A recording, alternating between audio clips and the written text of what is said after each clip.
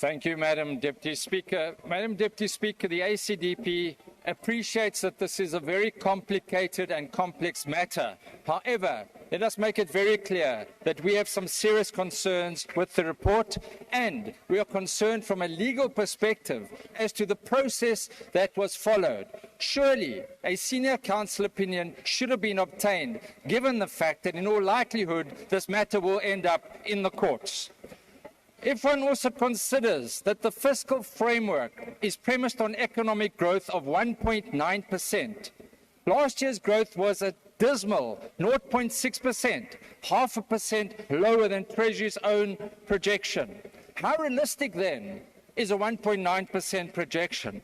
Even the committee agrees that Treasury's growth projection is too optimistic, yet we accept this fiscal framework. It must improve the accuracy of its forecasts. And even on this dubious forecast, gross loan debt is set to reach a staggering 6 trillion rand, or 76.2% of GDP. Debt service costs 4.9 billion rand, or 22 cents of every rand of revenue. This is clearly unsustainable. So, the ACDP is very clear, as most parties are here, that we do not accept the VAT increase.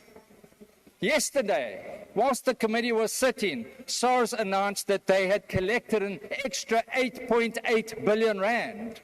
Surely, the additional balance, which is about 4 billion rand, could have been collected and will be collected without raising the VAT. We also do not support the fact that personal tax brackets were not increased for the so-called bracket creep. And we seriously question from a legal perspective whether these two aspects have in fact been scrapped as has been alleged. We firmly believe that South Africans are cash-strapped, and already according to the Laffer curve shows that additional taxes will have diminishing returns.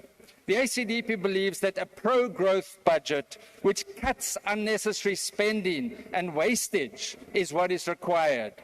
Underperforming and unnecessary programs must be discontinued.